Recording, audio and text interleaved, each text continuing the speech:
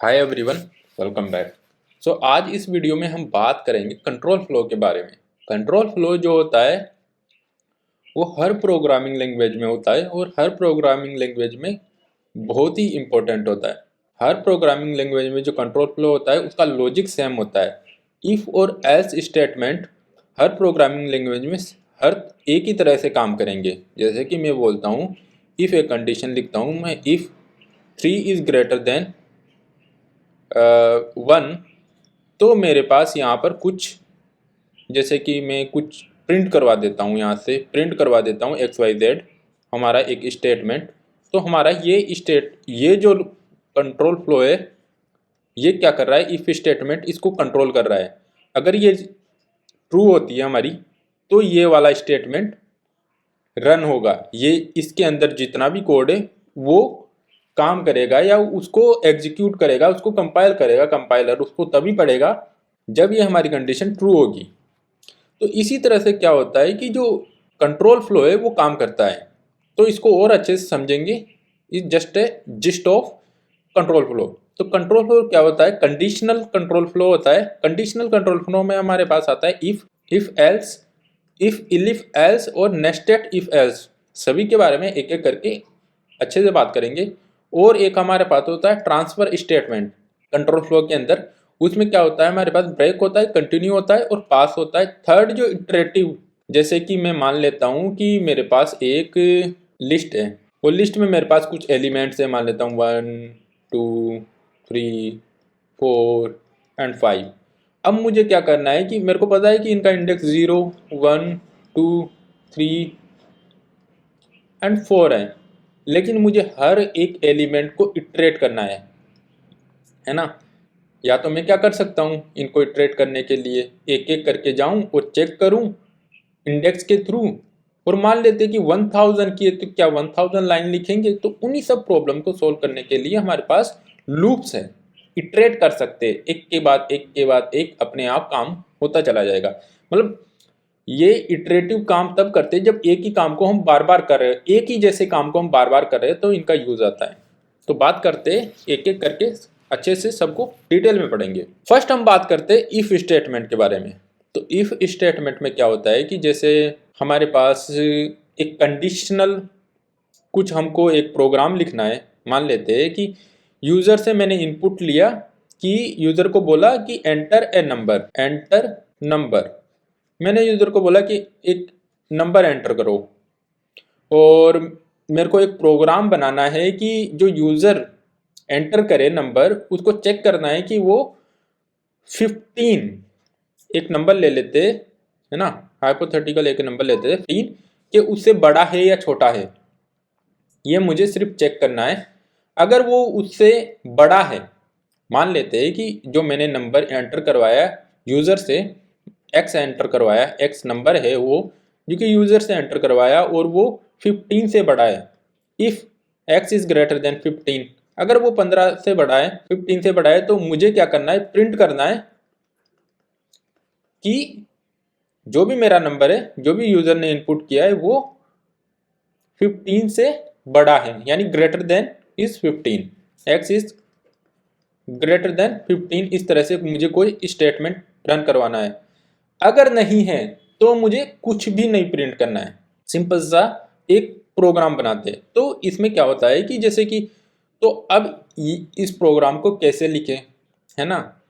अब हमारे पास हमने ऑपरेटर्स देख लिए थे, comparison operators, greater than, less than, equal to, ये सारे ऑपरेटर हमने पिछली क्लास में पढ़ लिए थे। इसीलिए पढ़े थे ताकि जो ये हम कंट्रोल फ्लो है उसको अच्छे से अंडरस्टैंड कर पाए। स्टार्ट करते हैं कि जैसे कि, तो कंट्रोल फ्लो काम कैसे करता है उसको एक बार समझ लेते हैं। जैसे कि क्या करता है कि कंट्रोल फ्लो, जैसे कि मैं बोलता हूँ कि यूजर ने मेरे को दिया 3, है ना, टेस्ट एक्सप्रेशन है मेरा 15, राइट।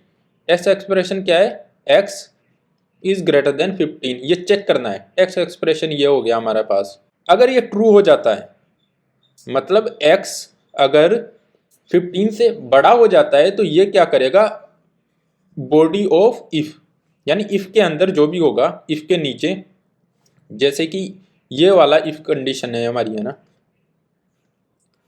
तो इफ के अंदर जो भी होगा जो भी कोड होगा वो उसको रन करेगा। अगर फॉल्स हो जाता है, अगर मैं मान लेता हूं कि अगर x 15 से छोटा है तो वो क्या करेगा, फॉल्स कंडीशन देगा। फॉल्स कंडीशन देगा तो ये क्या करेगा, इस वाले पार्ट को स्किप कर देगा। कंपाइलर क्या करेगा, इस वाले पार्ट को पढ़ेगा ही नहीं, स्किप कर देगा कि मुझे पढ़ना ही नहीं है, कि मुझे तो एक कंडीशन दे दी है तुम लोगों ने कि अगर x 15 से बड़ा है तो ये वाला कोड पढ़ना है मुझे। अगर x 15 से बड़ा नहीं है तो ये कोड को मेरे को पढ़ना ही नहीं है। और इसके बाद में जो कोड होगा, इसके बाद में जो इफ कंडीशन के बाद में जो यहाँ पर जो कोड होगा, इसके बाद में जो भी कोड होगा उसको पढ़ूंगा मैं। इफ के अंदर जो कोड होगा वो मैं पढ़ूंगा ही नहीं। अगर कंडीशन ट्रू होती है तो वो उस कोड को पढ़ेगा, इफ के अंदर कोड है जो। अगर कंडीशन फॉल्स हो जाती है तो वो इफ के अंदर जो भी कोड है उसको पढ़ेगा ही नहीं। थोड़ा इसको कोड के थ्रू एक प्रोग्राम लिखकर यही जो हमने अभी डिस्कस किया है उसको एक कोड के थ्रू समझने की कोशिश करते हैं। तो यहाँ से मैं इसको एग्जिट कर देता हूँ और हम कोड बनाते हैं, राइट। तो हमारे पास हमको एक क्रिएट प्रोग्राम टू, तो हमको एक प्रोग्राम लिखना है जो कि x 15 से बड़ा है कि नहीं, ठीक है। तो मुझे यूज़र से पूछना पड़ेगा x, मैं यूज़र से पूछूंगा कि भैया x आप एंटर करो। तो मैं उसके लिए हमारे पास सिंटैक्स क्या है, हमने पढ़ा था इनपुट कैसे लेते हैं हम। तो मैं लिखूंगा x equal to integer input, right. यही हमारे पास सिंटैक्स था इनपुट लेने का। अब इनपुट जो करता है वो तो हमारा स्ट्रिंग में देता है, लेकिन हमको तो कंपैरिजन किससे करना है, एक इंटीजर से करना है। तो मैंने इसको कन्वर्ट कर दिया इंटीजर में। सिंपल सा कोड है हमारा। अब यहाँ पर इंटेंटेशन की जो बात होती है उसको करेंगे हम। अब देखो मैंने यहाँ पर लिखा if x is greater than 15, फिर उसके बाद में यहाँ पर मैंने कॉलम लगाया। कॉलम के नीचे जो भी कोड होगा हमारा, तो मैंने यहाँ पर एंटर किया और एंटर के बाद में मैंने लिखा यहाँ पर x इज ग्रेटर देन 15। अगर ये ट्रू होता है तो, अगर मैं इसको यहां पर लिखता हूं, तो यहां पर क्या होगा, ये x के अंदर नहीं है ये कोड, ये x के बाहर है। अगर x के अंदर लिखना है हमको कोड को तो यहां पर लिखना पड़ेगा। इंटेंटेशन का यही है कि यहां से अगर यहां पर आ गए हम, यहां पर कॉलम लगाया, इसके बाद में हमको एंटर करना है। एंटर करते ही हम इसके अंदर आ जाएंगे। तो इफ के अंदर है अभी हम क्या है, इफ के अंदर है। तो ये जो भी यहाँ पर जो कोड लिखेंगे हम इतनी लाइन में, जैसे मैं यहाँ पर जितना भी कोड लिखता हूँ वो इफ के अंदर है। जैसे ही मैं इसको पीछे लाता हूँ, शुरू से स्टार्ट कर देता हूँ यहाँ से अगर, तो ये इफ के अंदर नहीं है, इफ के बाहर आ गया। तो ये कंडीशन जब ट्रू होगी तो ये वाला कोड प्रिंट होगा, इफ के अंदर है ये कोड, है ना। अगर ये कंडीशन फॉल्स हो जाती है तो यहाँ पर एक प्रिंट स्टेटमेंट लिख लेते हैं कि this is out of if, है ना। यहाँ पर एक ये प्रिंट स्टेटमेंट लिख लेते हैं कि this is out of if. अगर ये ट्रू होती है तो ये लाइन चलेगी, ये कंडीशन ट्रू होती है तो ये लाइन चलेगी, और ये लाइन तो चलेगी ही चलेगी, ये लाइन तो हमेशा चलेगी, क्योंकि ये तो किसी पर डिपेंड ही नहीं कर रही है ना, इसको तो चलाना ही चलाना है हमको। और ये तब चलेगी जब ये कंडीशन ट्रू होगी। तो इसको रन करते हैं इस प्रोग्राम को और समझते हैं।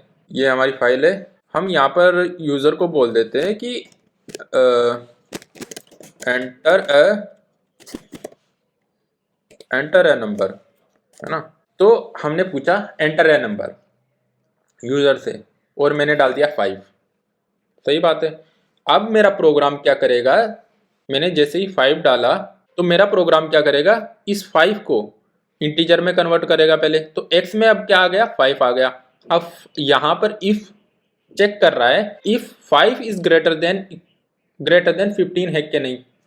तो 5 तो ग्रेटर देन 15 नहीं है, तो ये क्या करेगा, इस स्टेटमेंट को रन नहीं करेगा।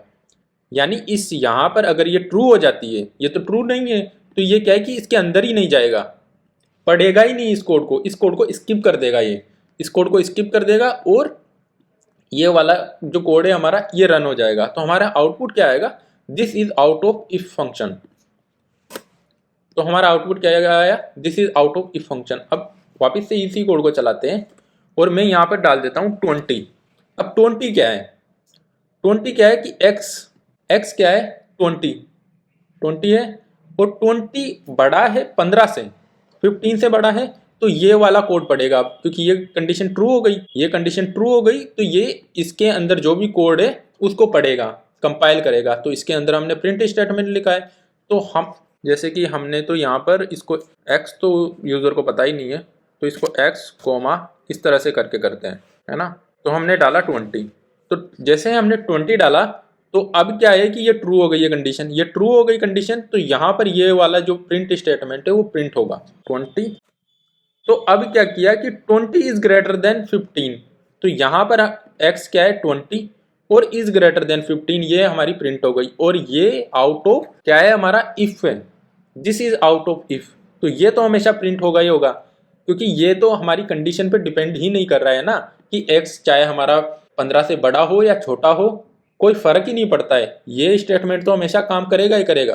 तो इस तरह से जो हमारे इफ स्टेटमेंट है वो काम करता है। हमने इफ स्टेटमेंट को देख लिया है, इस इफ स्टेटमेंट कैसे काम करता है ना।